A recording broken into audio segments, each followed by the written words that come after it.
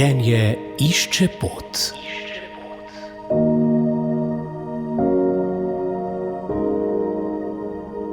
Dober dan in prijazen pozdrav v naši rubriki Življenje išče pot.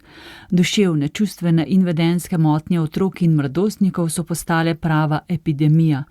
Na potrebo po dobrih rešitvah so se odzvali v občini Medvode, kjer je pred časom začela delovati iniciativa za razvoj duševnega zdravja otrok in mladostnikov.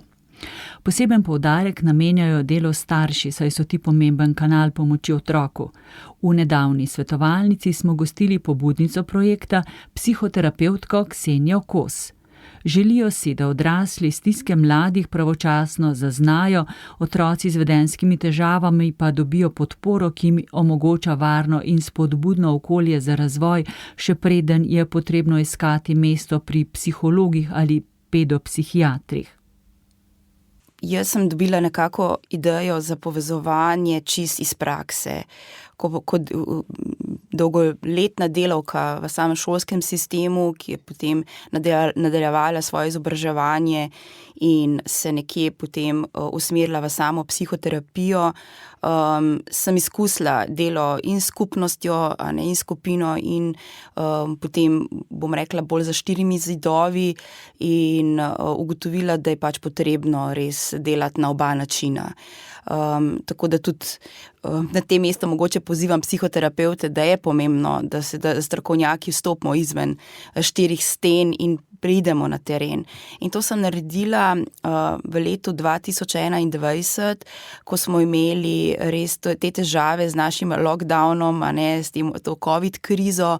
Takrat je bilo res poplava klicev, stisk, ki kot posameznica zagotovo nisem mogla več držati.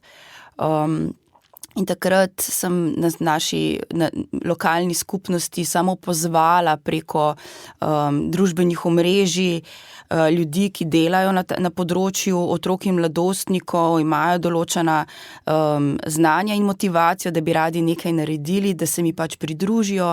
In smo se takrat začeli srečevati po Zoomu in razmišljati, na kakšen način podpreti vse te stiske. In to so bili prvi zametki našega IDZ-ja. Kje ste pa zdaj? Sodelujete z zdravstvenim domom Medvode, šolami? Kako ta vaša povezava deluje?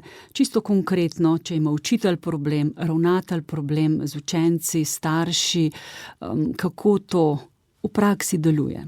Ja, preden bom šla na prakso, bi mogoče sem ta del povedala, da združujemo več institucij skupaj. Se pravi, tukaj smo predstavniki policije, zdravstvenega doma Medvode, šol, mi imamo predstavnike, ki sodelujejo z nami na vsaki šoli, se pravi, potem imamo tudi svetovalce, psihoterapevte, mladinske delavce, tako da pravzaprav že na sami občini želimo povezati med sabo institucije, ki že delujejo. In delujejo mogoče malo sodelovale nekje vsaka zase.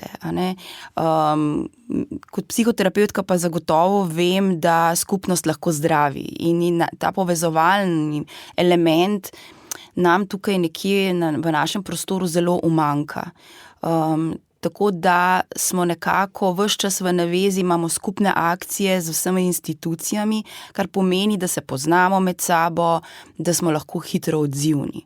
In če gremo zdaj na konkretno področje, kaj to pomeni? To pomeni, da če ima neka določena učiteljica v šoli, recimo v 2. razredu, otroka, ki je zelo velik izziv in je poskušala postaviti stik z njim, je poskušala pravzaprav z različnimi intervencijami, metodami, tehniki, ki jih pravzaprav učitelj pozna, se povezovala s svetovalno službo v šoli. So že na nivoju šole naredili vse tisto, kar dejansko šola zmore narediti, pa ni prišlo do napredka, oziroma se lahko stanje celo slabša.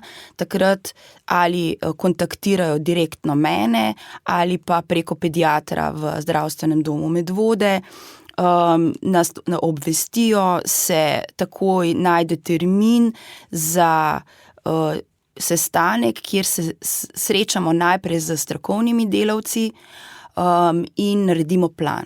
Naredimo plan dela, kako sodelovati in kako graditi eno tako resnično podporno mrežo za določenega otroka, ga opazovati, razmišljati, kaj potrebuje in mu lahko to tudi potem v okviru pač šole ponuditi.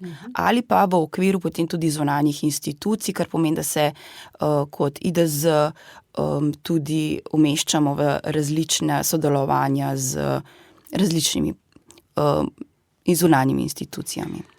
01 512 10 00 svetovalnica, naša gostja je psihoterapevtka Ksenija Kos o duševnem zdravju otrok in zametkih njihovega, bi lahko rekli, nevarnega vedenja za njih in za skupnost. Ko govoriva zdaj o tem, kakšni pa so tisti problemi, izzivi, ki pa presegajo lahko učiteljico, presegajo ravnatelja, presegajo starše. Kaj je tisto, ko opazujete in rečete, to pa je zdaj potrebno nekaj storiti? Jaz mislim, da odrasli kar precej hitro lahko opazijo, kako nefunkcionalnost pravzaprav izgleda. To je otrok, ki je resnično v veliki stiski. V skupini ne zmore funkcionirati, kar pomeni, da tukaj ne gre zgolj za samo motenje pouka, ampak je lahko nevaren sebi, lahko je nevaren drugim. Neprestano je v zelo, zelo visoki vzdraženosti ali pa je zelo izklopljen. Moram pač na žalost ugotavljamo, da in mi je pomembno, da to tudi povem, da otroci, ki so odklopljeni in malce neopazni, bojo težje prišli do pomoči, zato ker ne motijo toliko skupnosti. Se odcepijo, so v svojem svetu, lahko izredno močno trpijo, ampak zato, ker so tako neopazni, jih nekako ne opazimo. Ti otroci, ki pa imajo vedenjske težave, pa preko vedenja pravzaprav pripovedujejo svojo stisko.